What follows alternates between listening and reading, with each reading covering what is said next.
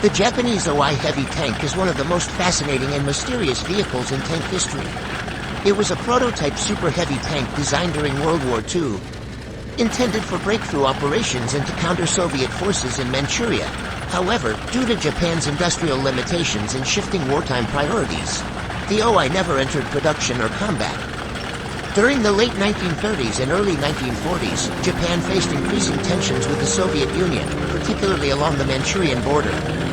Battles like Khalkhin Gol, 1939, demonstrated the need for heavily armored and powerful vehicles capable of withstanding Soviet tanks.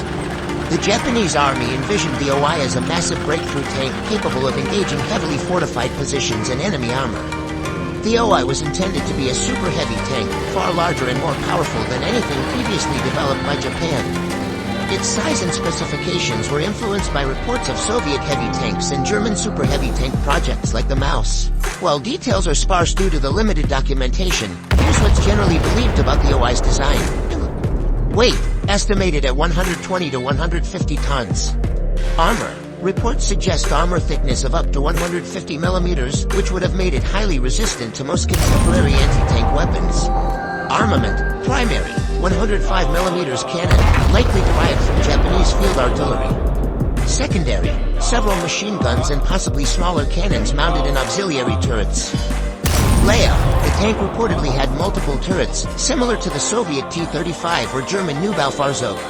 Engine. A massive engine, possibly producing 1,200 horsepower, was planned to propel the tank, though it would have struggled to achieve much speed due to the tank's enormous weight. Crew. Likely 11 or more members to operate the tank's multiple weapons and systems. A single prototype of the OI is believed to have been constructed around 1943. It was reportedly built at a factory in Honshu or Manchuria, though exact locations remain unclear.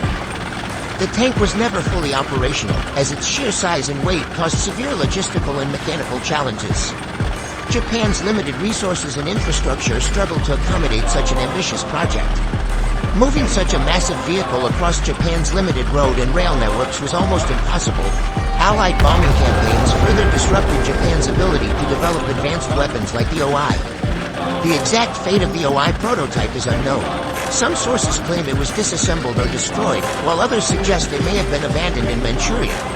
The Japanese OI was an ambitious but ultimately impractical project, reflecting Japan's attempt to create a super tank to rival its adversaries.